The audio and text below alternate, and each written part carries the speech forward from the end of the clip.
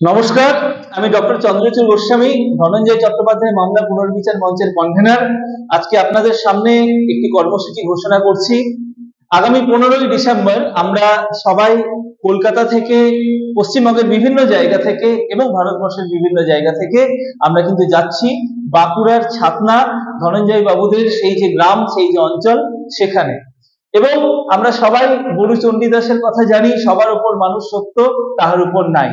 তো আমরা সেখানে শ্রদ্ধেয়া বাসুলি মায়ের উপাসনা বা পুজো আমরা করব এবং সেখান থেকে শক্তি সঞ্চয় করে আগামী দিনে আমাদের সাংগঠনিক কর্মসূচি কোন দিকে যেতে চলেছে তার রূপ নির্দেশ আমরা কিন্তু সেখানেই প্রকাশ করব। দেখুন, আজকে আমরা যে জায়গায় দাঁড়িয়ে রয়েছি, ধনঞ্জয় চট্টোপাধ্যায় মামলা পুনর্বিচার মঞ্চ। আমরা ইতিপূর্বেই ভারতবর্ষের মাননীয় প্রধানমন্ত্রী, মাননীয় রাষ্ট্রপতি এবং সুপ্রিম কোর্টের প্রধান বিচারপতি তাদের কাছে ডেপুটেশন পাঠিয়েছি এই কেসটির বিষয়ে। তারা প্রাপ্তি স্বীকার করেছেন। আমরা হাতে হাতে এই পুনর্বিচারের আবেদন আমরা করে এসেছি পশ্চিমবঙ্গের মাননীয় মুখ্যমন্ত্রী, মাননীয় আইনমন্ত্রী, কারামন্ত্রী ওনাদের কাছে। এবং আজকে আমরা সবাই জানি, মানুষের যে বিশ্বাস সেটাই সত্যি, যে ধনঞ্জয় বাবু শুধুমাত্র একজন পুরোহিত দরিদ্র ঘরের সন্তান ছিলেন বলে আসল অপরাধীকে আড়াল করার জন্য তাকে ফাঁসিতে ঝুলিয়ে দেওয়া হয়েছে। ফলে ধনঞ্জয় বাবুর আত্মা যেমন শান্তি পায়নি, হেতাল দেবী যিনি খুন হয়েছেন তার আত্মাও শান্তি পায়নি। আজকে নাটা মল্লিককে দিয়ে এমন একটি অপরাধ করানো হয়েছে, অর্থাৎ ধনঞ্জয় বাবু যদি অপরাধী না থাকেন তাহলে এই সিস্টেম কিন্তু নাটা মল্লিককে দিয়ে খুন করিয়েছে। এবং কাদের অঙ্গুলি হেলনে এটা হয়েছে না, সেই সময় যে সরকার আর যে মুখ্যমন্ত্রী বুদ্ধদেব ভট্টাচার্য, তারই স্ত্রী মীরা ভট্টাচার্য, তারাই কিন্তু আসল এই চক্রান্তকারী। আসল অপরাধীকে আড়াল করার জন্য আদালতের বাইরে আরেকটি আদালত বসিয়ে দিয়ে একটি নিরপরাধ মানুষকে তারা কিন্তু ফাঁসির দড়িতে ঝুলিয়ে দিয়েছেন। আজকে সময় এসছে বন্ধু, শুধুমাত্র আসল অপরাধীদেরকে চিহ্নিত করা বা একজন নিরপরাধ মানুষ, তার গ্রাম, তার পরিবার, তারা প্রাপ্য সম্মান ফিরিয়ে দেয়া, এটা যেমন একটা মহৎ কাজ, তার থেকে অনেক বড় উদ্দেশ্য আমাদের এই মঞ্চের, যে একটি অপরাধবিহীন সমাজ ব্যবস্থা গঠন করা এবং তার জন্য একটি ত্রুটিহীন বিচার ব্যবস্থা স্থাপন করা।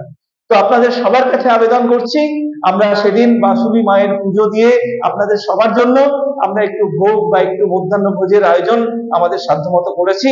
সেখানে আমি এবং আমার কো কনভেনার শ্রী জীবন চক্রবর্তী, বিশিষ্ট সমাজসেবী, তিনি যেমন দায়িত্ব নিয়েছেন, এবং সেই সাথে আমাদের কলকাতা থেকে বিশিষ্ট ব্যক্তিত্ব নেতৃত্ব অনামিকা মণ্ডল, অ্যাডভোকেট দীনেশ পানি, জিতেন গোস্বামী, তারাও যেমন যাচ্ছেন।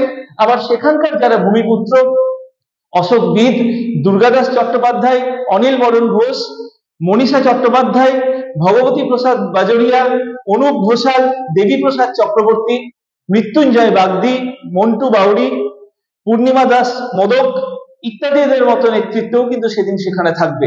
এবং আমরা সবাই মিলে আবার আমাদের মাননীয় রাষ্ট্রপতি, তার কারণ দ্রৌপদী দেবীর কাছে আবার আমাদের আবেদন করতে হচ্ছে, কারণ আমরা এমন একটি বিষয় নিয়ে এগোচ্ছি যার ফায়সালা, এই ভুল জাজমেন্ট কিন্তু আজ থেকে 20 বছর আগে দেয়া হয়েছে, মানুষটির ফাঁসি হয়েছে।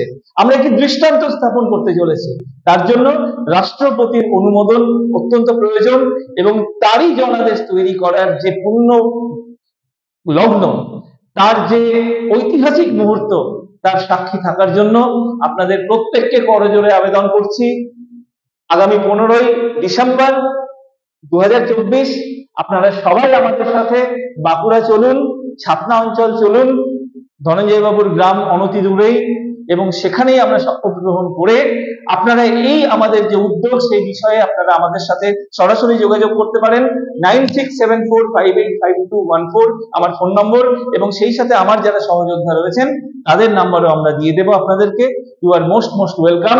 জয় হিন্দ, জয় ভারত।